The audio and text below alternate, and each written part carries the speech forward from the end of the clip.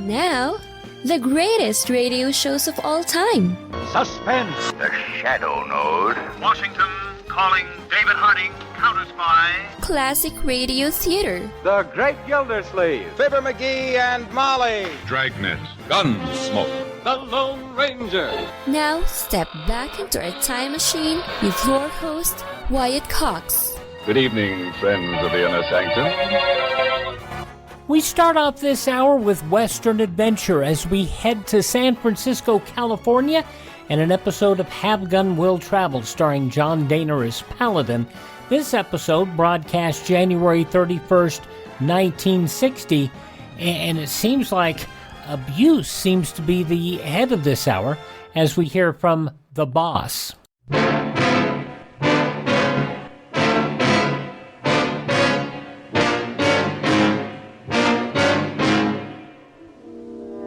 I've met a lot of rash, bold men in my travels who paid a high price for their notorious reputations. But I've never met a man who has paid as much as you have. Was it worth it?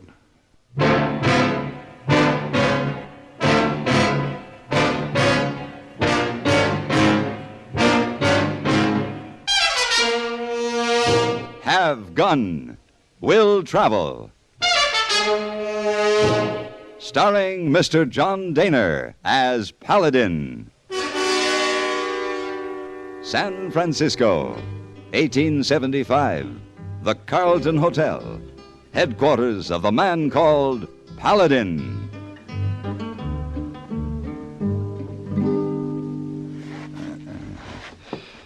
It just isn't possible. It's ridiculous.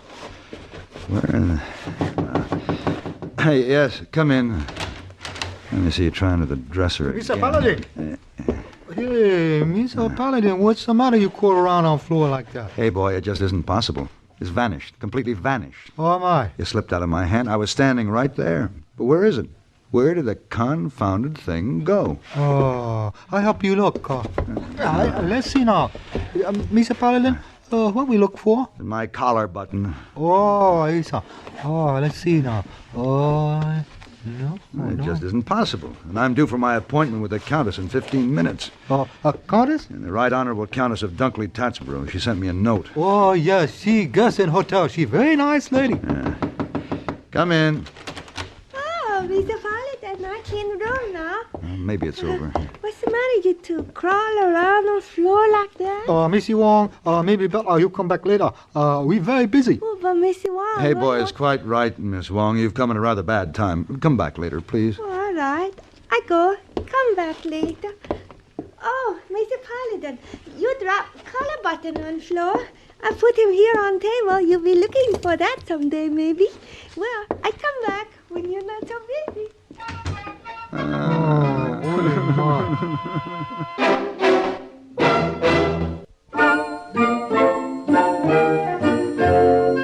Thanks to Miss Wong, I arrived for my appointment promptly at 10. Lady May, the Right Honorable Countess of Dunkley Tatsboro, waited for me in her sitting room, stiffly erect in an enormous high-backed chair. She was every inch a noblewoman, a delicate, bird-like, lovely old lady with snow-white hair and alert blue eyes. Well, sit down, Mr. Paladin. Thank you. You are the gentleman with the gun who travels? Yes. Rather an odd calling, but then I suppose it's only temporary. Well, sometimes a business like mine can be very temporary. Really? Oh, yes, of course. Well, Mr. Paladin, I am here in San Francisco for only one reason, to avail myself of your unusual services. I'm flattered, Lady May. My husband, the Earl of Dunkley Tatsboro, died 3 years ago. The title and estate, primogeniture, you know, passed to my eldest son, Gerald. Dear boy, Gerald, very much like his father, stuffy and a bore, but a dear nevertheless. 6 months ago, Gerald met with an unfortunate shooting accident. Partridge. Partridge? On the moors, in the mist. Who can see anything? Besides, Pamela's such a beastly, shod, detestable girl. I never did like her. Pamela? Gerald's wife. She shot him.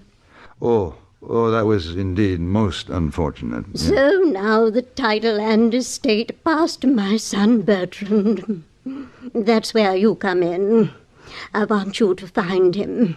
He's lost? Oh, dear, no, he's somewhere in this splendid country of yours. Well, it's quite a large country, you know. Oh, my, yes, indeed. Well, where would I start looking for him? That is, if I started out to find him. Well, the last post I had from the dear boy was from a place called Stinking Springs.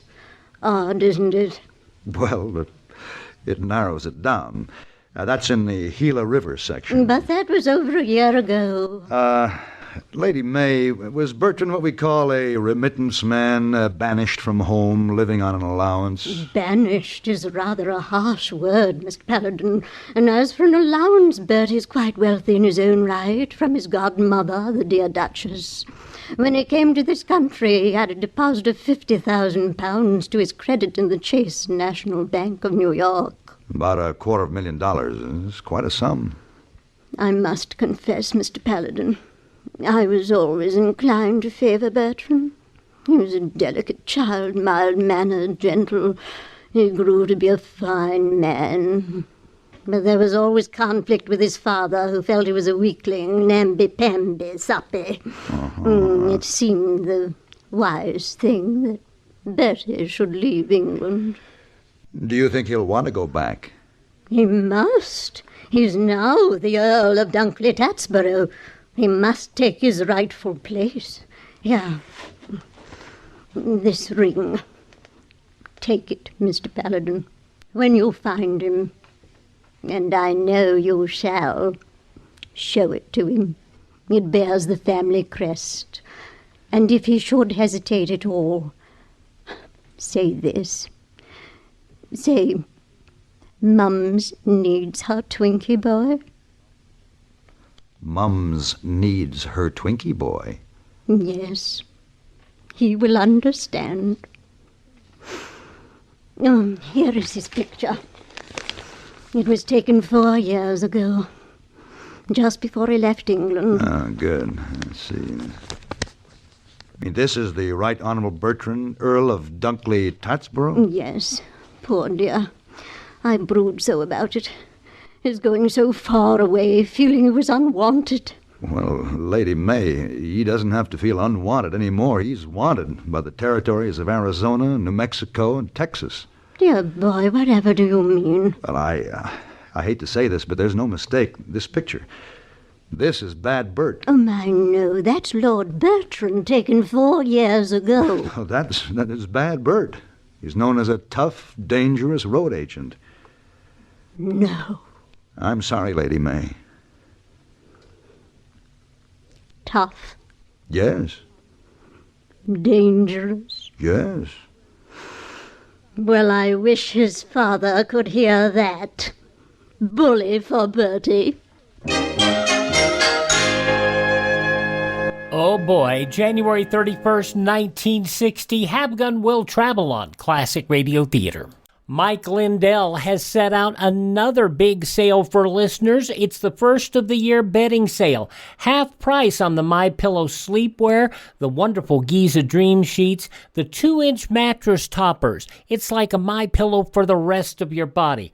Also, the blankets and quilts and comforters, they are all half price right now. 50% off if you use our promo code USA. Also, big overstock. If you know somebody who's expecting, the body pillow, it's regularly $120. It's now $39.95. Also, select pillows, couch pillows, and individual towels are deeply discounted. Go to mypillow.com, click on the radio listener square, use my promo code USA, or call 1-800-951-8175. The first of the year bedding sale at mypillow.com. Promo code USA. Thanks for tuning in to Classic Radio Theater with Wyatt Cox. Now the conclusion of Habgun Will Travel, starring John Dehner as Paladin, from January 31st, 1960, The Boss. I couldn't see much chance for success in locating the Earl of Dunkley-Tatsborough, alias Bad Bert. since obviously the combined law enforcement officers of all the Southwest had failed in this endeavor. But Lady May had offered a handsome fee, twinkled her eyes at me, and besides, I was curious. I wondered why anyone with 50,000 good, substantial English pounds to draw on would bother to hold up a stage. It was a search without much plan or direction, but I started by looking in on my friend Truman Billings, the sheriff of Navajo County. The walls of his office were plastered with wanted posters, and among them I found Bad Bert. Well, to tell you the truth, Paladin, we don't know an awful lot about that fella. He's a real baffling cuss. Well, have you made any real effort to track him down? Oh, look at that wall, Paladin. Look at the wanteds we got. We have to do our work where we get the most pressure. Oh, what do you mean by that? Well, take these stagecoach robberies. Now, the insured shipments that get held up, payroll, stuff like that, these we get pressure on. Those insurance companies are on our tail every minute. There's Bert here. He lifted a lot of gold, but they was all private shipments, none of it insured. Just happened to work out that way. It always worked out that way? Yeah, same report from every place he's operated. But what about these private parties who lost gold to Bert, the people for whom the shipments were intended? Didn't any of them ever apply any pressure? No, not that I recall. I figure they must have been folks passing through. Took it as something you got to expect in this part of the country. Well, all the talk I've heard about Bert makes him out to be a pretty tough character. Was anyone ever killed or injured in any of these holdups? No, but don't kid yourself, he ain't tough. He's got himself a gang of the worst outlaws in the country. What's your interest in him, Paladin? I have a message for him. Yeah, well, you watch yourself. If you ever run into him, he's a bad one. I don't suppose you could tell me what the message is? I could, but you wouldn't believe it. Lady May had given me a list of the postmarks on all the letters Lord Bertrand had written home to England in the past 4 years, and I checked each town. Everyone seemed to know, fear, and respect Bad Bert, the road agent. I discovered that he had become a sort of legendary character, and the tales about him had grown with the telling. The road from Sulphur Flats to Gila Bend was a desolate one. I was the only passenger in the coach, but a heavy chest was riding in the boot.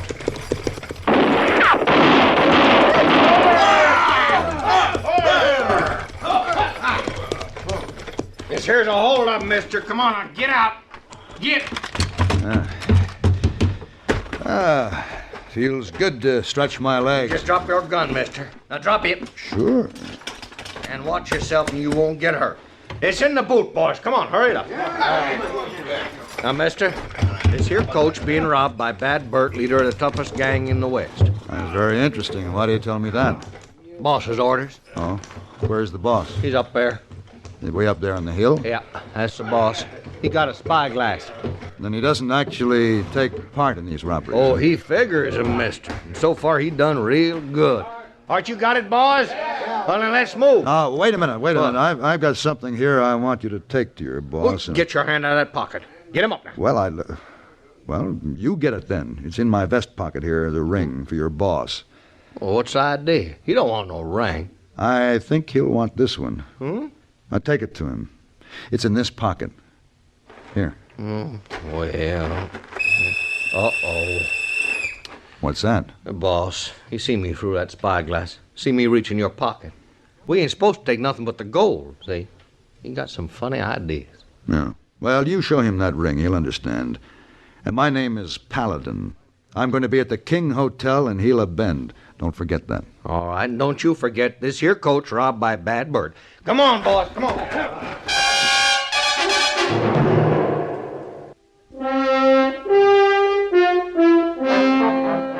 When the stagecoach reached Gila Bend, I went immediately to the freight office. I was anxious to learn if the party who lost their shipment of gold to Bad Bert would be as disinterested as the others. The gold had been addressed to Hobbs L. Puffer, Esquire. The clerk had never heard of the gentleman. But then I remembered that Hobbs L. Puffer was the name of a Cambridge cricket champion who had died 3 years ago. That's when I worded a telegram to the Chase National Bank of New York, requesting an immediate reply. I checked into the King Hotel, had a drink, dinner, and started back to the telegraph office. I was just rounding the corner when I felt the gun at my back. Paladin, you and me's gonna take a little trip. Boss wants to see you. All right. But first I'm going to step into the telegraph office here. You heard me. You heard me.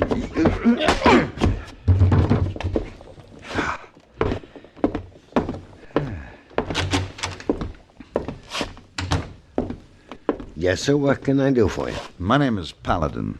Did you get an answer to my wire? Sure did. Here it is, all writ out. Thank you.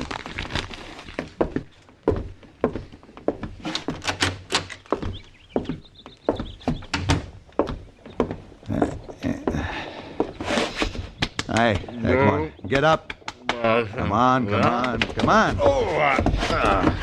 We can't keep the boss waiting. As we followed a trail that led over a mountain, I had a lot of time to think about the message I'd received from the bank. It confirmed what I guess I'd already known. Lord Bertrand had been stealing from himself, ordering the shipments of gold from his account to be delivered in a fictitious name, then setting up the holdup and splitting with his men. It was almost daylight when we reached Bad Bert's headquarters. This is quite a place you have here. Yeah, some hideout, huh? Indeed it is. Now, this here door, this leads to the drawing room. Drawing room? Well, that's what the boss calls it. I can't figure why. Now, everybody's waiting for you. Get on in. Well, here he is, boss. Oh, yes. Come in, Mr. Paladin. Bert, it's a nice place you have here. Thank you. We like it. More like a fancy hunting lodge than a hideout for thieves. What? No, don't bother with introductions. I recognize these boys from their pictures. Your group certainly adds up to a tidy little sum in reward money. Now, he's getting awful smart, boss. Mr. Paladin, we can do nicely without your drolleries. I brought you here simply to ask, where did you get this ring? It was given to me, along with a message for you. A message? Mm-hmm. Well, come then. What is the message? Let's have it. I think you'd better send your men out. No, not at all. My companions remain with me. Now, please. Message? All right, Bert. You asked for it. Mums needs her Twinkie boy. Now, what's that supposed to mean? Why you don't No, Mr. Calico. Well, you can't stand still for that kind of insulting talk, boss. No. Gentlemen, I'm going to have to ask you to leave the drawing room after all.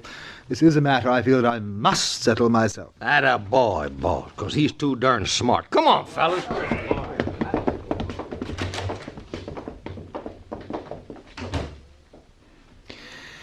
Well, Mr. Paladin, from your message it appears that my tenure here is over. Oh, you couldn't have held out much longer anyway. Even 50,000 pounds doesn't last forever when you're cutting in practically every outlaw on the frontier. Oh, but it was money well spent, Mr. Paladin. You can't possibly imagine.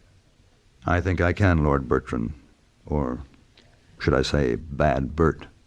Oh, yes. Bad Bert. Boss. Wanted. Well, if Mums needs her Twinkie boy...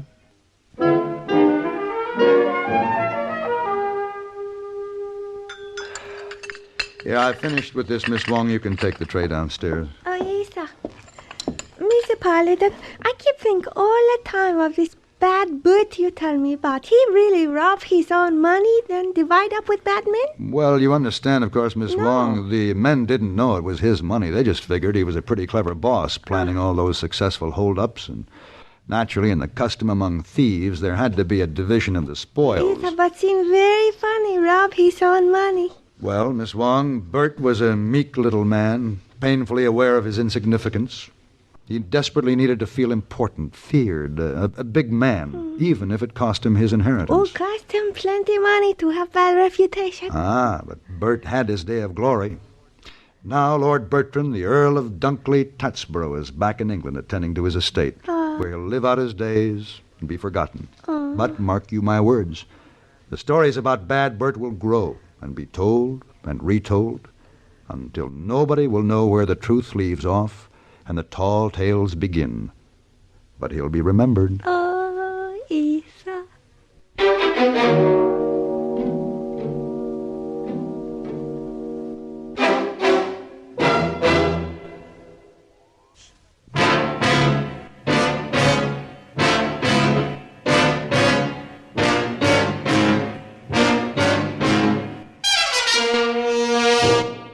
Gun Will Travel.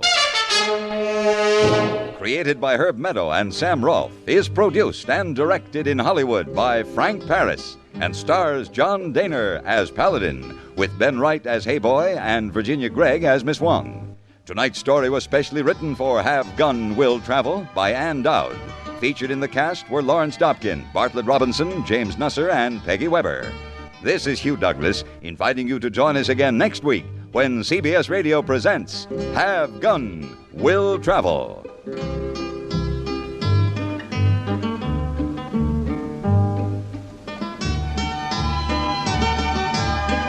The only radio show of the classic age of radio that moved from television to radio.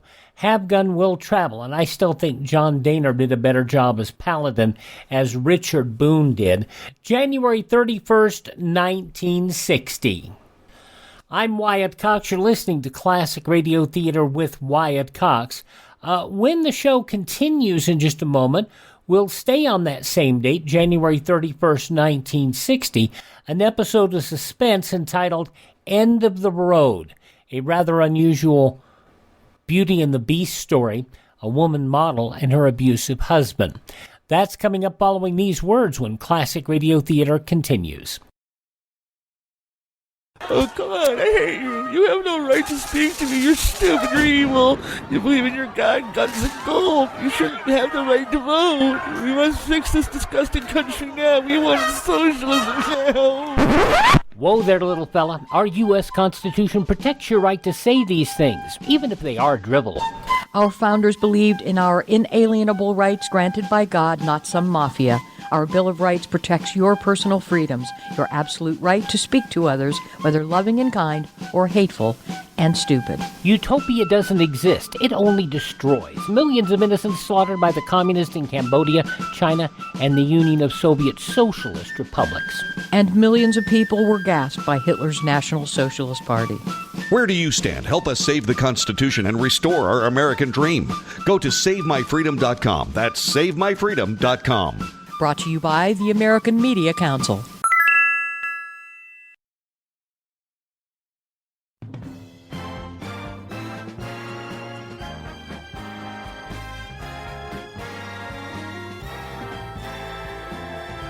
Thanks for tuning in to Classic Radio Theater with Wyatt Cox, and that happens to be me. Now an episode of Suspense, going back to January 31st, 1960. This episode entitled End of the Road. And now, another tale well calculated to keep you in suspense. In a moment, End of the Road. Written for radio by Alan Sloan from a story by Eliezer Lipsky.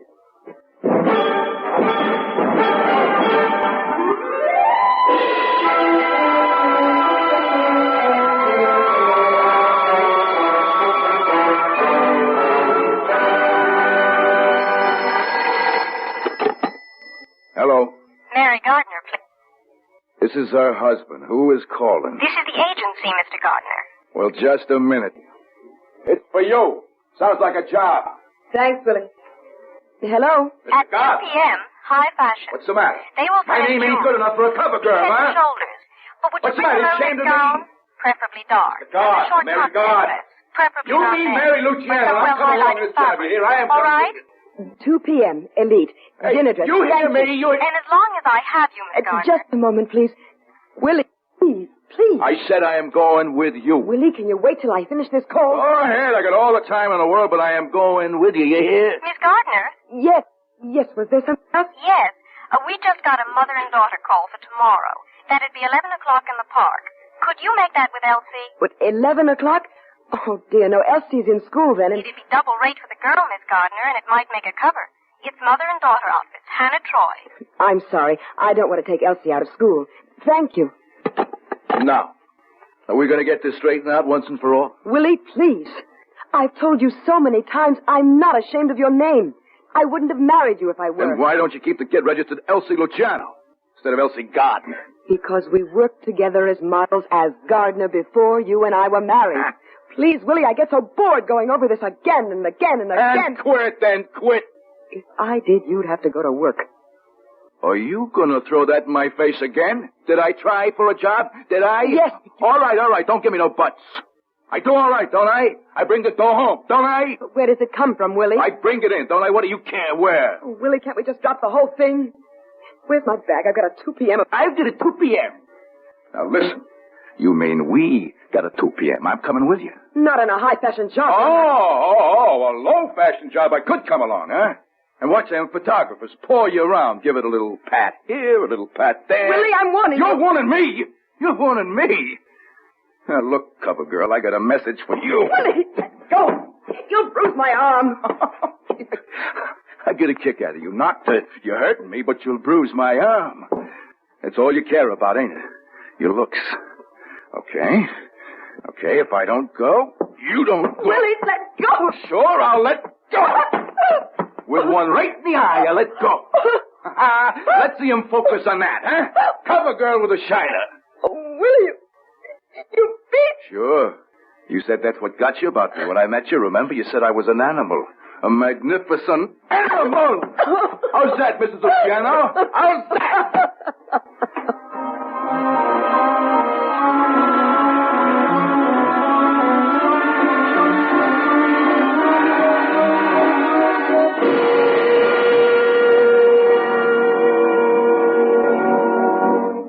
In just a moment, we will return for the second act of Suspense. January 31st, 1960. Suspense on Classic Radio Theater with Wyatt Cox.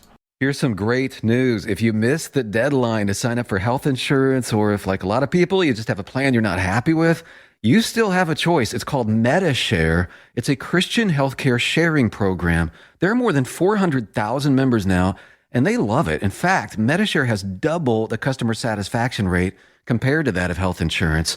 And MediShare really is the gold standard when it comes to healthcare sharing. It's been around more than 25 years. Members have shared more than $4 billion of each other's medical bills. Plus, MediShare is for you. It has saved its members billions by advocating on their behalf. Best of all, the typical savings for a family is around $6,000 a year. So if you think you're stuck with a high-cost health plan that doesn't have much to offer, think again. MediShare has a 98% customer satisfaction rating, and you are invited to be part of it. Call now. 833-34-BIBLE. That's 833-34-BIBLE. 833-34-BIBLE. Spousal abuse was not a huge topic in much of drama throughout much of radio, much less physical abuse of women. That's what you've got here in this episode, End of the Road, an episode of Suspense, January 31st, 1960.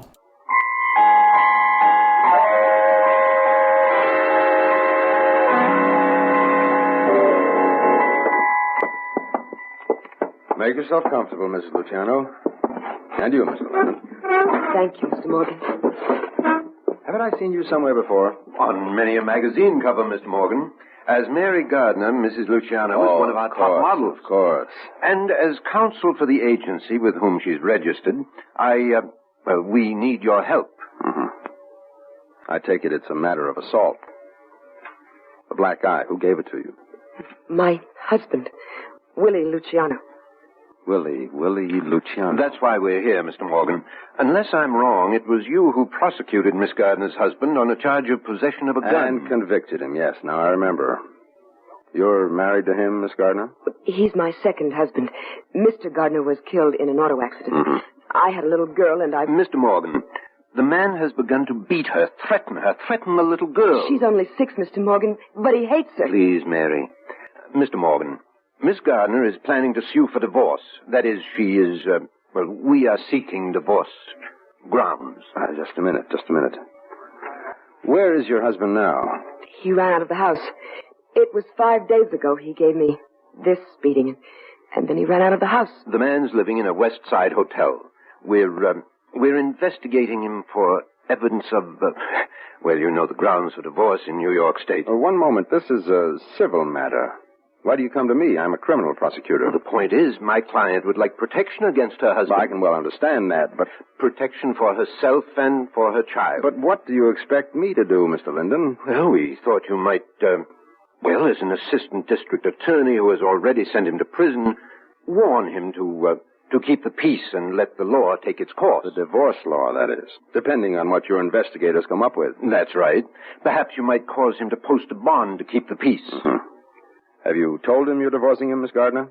No, I was afraid. Mr. Morgan, believe me, the marks you see on Miss Gardner's face are nothing compared to others you do not see. Her body is covered with bruises. Well, I still don't see how I can intervene in a divorce proceeding in which my office is in no way involved. Mary. Yes, sir. Tell Mr. Morgan, if you would, what you told me this morning. About the fight? About the threat. Well, I picked Elsie up after school, and he was waiting for us. He pushed her into the bedroom, and then he started right in on me again. I'll show you, he said. I'll show you where to get off. When I get through with you, you'll be a good model for one of those liniment ads, before and after. He threatened you with continued bodily harm? Yes. And said he was walking out on you? Yes. But with an implied threat to return and do further harm. Mr. Morgan, don't you think it would be better to forestall a homicide than to have to go looking for a killer? Yes, I agree with you. Very well. Now, Mr. Linden, I never want to tell a lawyer how to run his case, but pending the results of your own investigations, there is something I can suggest. Yes? That pending evidence of adultery... Now, that's going to be difficult to obtain. This man likes to boast about women, we've discovered, but he has been very circumspect. Meets them only in public places. Well, I can go before a magistrate with you and support an application for a warrant of arrest on the grounds of abandonment. Abandonment? Yes, Mrs. Luciano, abandonment is a crime, a misdemeanor. And if it continues for any length of time, technically, we might be able to prosecute. But... But what? But all he has to do is to give the money for support, and a criminal charge is purged for all practical purposes. That's what these wise guys do when they run out on their family. Send just enough money to pay the gas bill. Oh, then what's all this about? Oh, he'll see me in court. It may have a quieting effect. Also, if you'd like to apply for a bond to keep the peace, I'll go along. I'll suggest high bail in view of his criminal background. And your husband will either fail or make bail. Or be sobered by seeing that you have your eye on him. Mr. Linden, Mr. Morgan. Yes, my dear? But what happens if he doesn't make bail? He's committed to the civil prison. For how long? Until he makes bail. Well, I'm no lawyer, but if he's in jail, then... How can your investigator obtain evidence against him for the divorce? Obviously, he can't. The main thing is you and your daughter are safe. And if he gets out, on bail, I mean, he'll come after me. Not if he knows the district attorney is interested in the case. Well, we hope. In the meantime, now, this is entirely up to you, Mr. Linden. Your client can sue for a legal separation. It's not much, but it's something. Mr. Linden, honestly, what shall I do? Mary, I'd do as Mr. Morgan says. The main thing is to protect you and Elsie. We can take each thing in its own time. Now, don't you agree? Oh, I guess so. Very well. Mr. Morgan, is there any necessity of Mary's remaining here? No, not at all. But you'd better be at my office here tomorrow morning at about 9:45. Court opens then, and we'll go right in there and make application for a warrant of arrest. 9:45. All right. Thank you.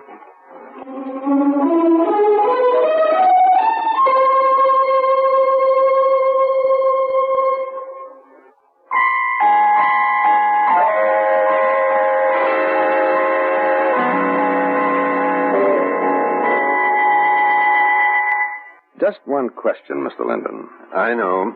Why did she marry him? Mm-hmm. Love, I suppose. Men like that have an animal attraction for girls like Miss Gardner.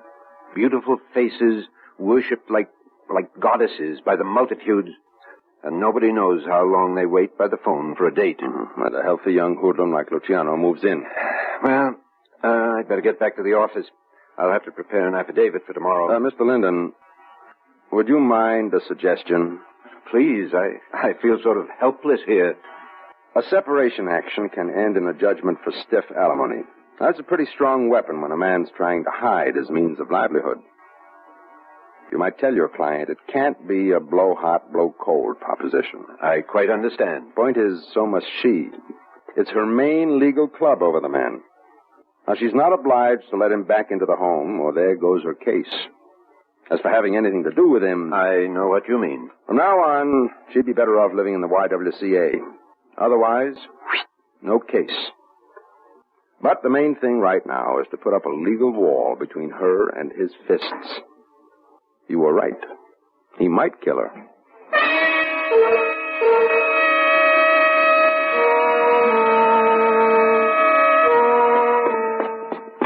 I'll tell you something else we're going to do, Elsie.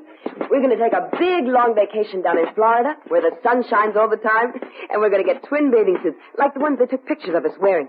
And we'll go fishing and swimming, and we'll get so sunburned they won't have to use makeup on us when we go back to work. And we'll just laze around the sand all day. And we won't have to worry about what we eat. We'll just get fat. Are you, baby? Willie. Did you miss me? All right, kid, hit the road. Come here.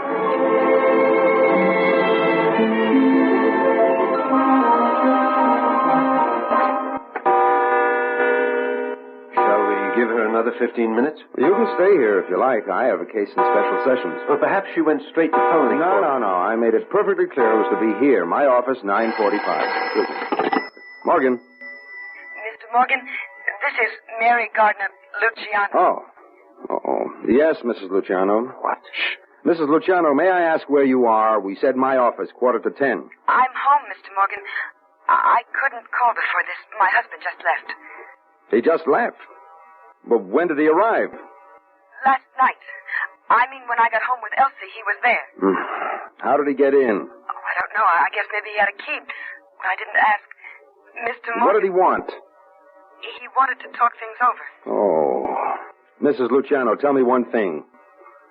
Was there a reconciliation? Uh-huh. Shouldn't there have been? Mrs. Luciano, that's a question you can't ask your district attorney or your lawyer. Only your own heart. Where is your husband now? Shopping. For groceries. You see, we talked it all over, and we're going to give it another try. Oh, gee. Oh, gee is right. Women.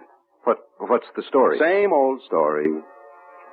When a lovely woman stoops to folly and finds herself deserted and alone, she smooths her hair with automatic hand and welcomes the prodigal husband right back home.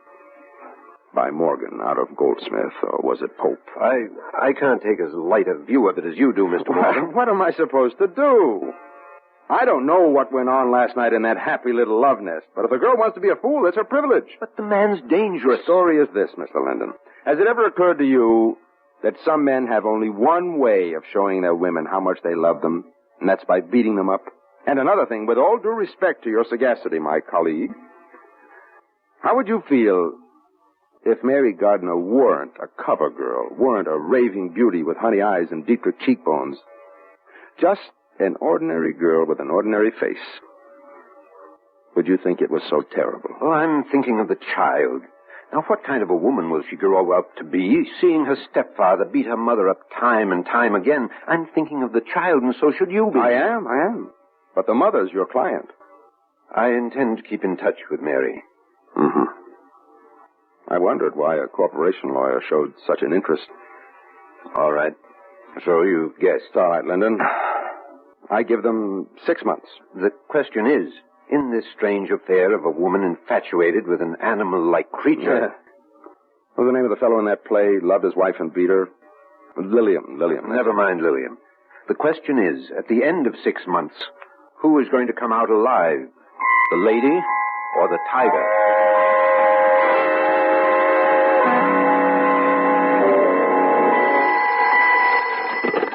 Morgan. Mr. Morgan, this is John Linden. Yes, Mr. Linden. Well, it's been just about 6 months, hasn't it? Yes, to the week. What's happened, Linden? I have a very frightened girl in my office, Morgan. Mary. I'd like to bring her over right now. Certainly. What about the daughter? Well, the child is all right. She was at school. My sister's picking her up. But Luciano's on the loose with a gun.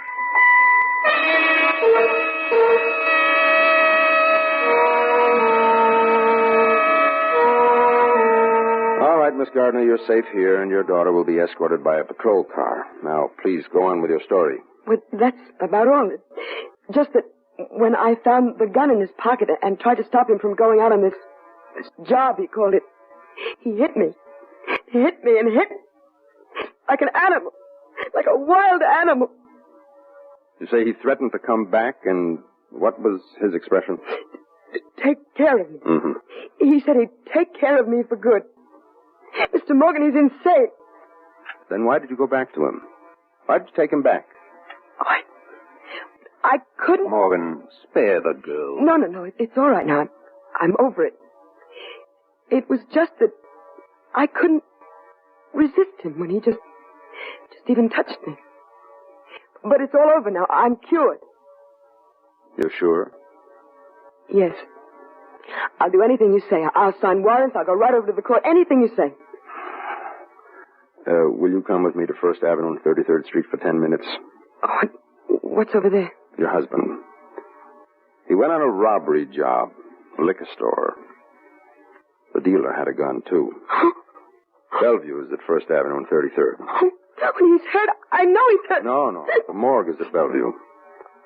I'll ask you to identify him, and then you can wipe him out of your life. But you don't understand. I hated him. I hated him for what he did to me. But I love him. Willie. Oh, Willie, what am I going to do with that? You can grow up. You can come to your senses and thank your stars somebody killed him before he killed you. That's what you can do. Mary, Women. Girl, please. Brother Lyndon, take care of him. We'll skip the identification. I've got his prints on file. Women.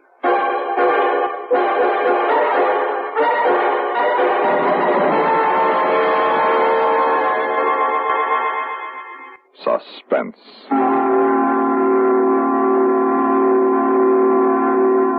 You've been listening to End of the Road, a story by Eliezer Lipsky, written for radio by Alan Sloan.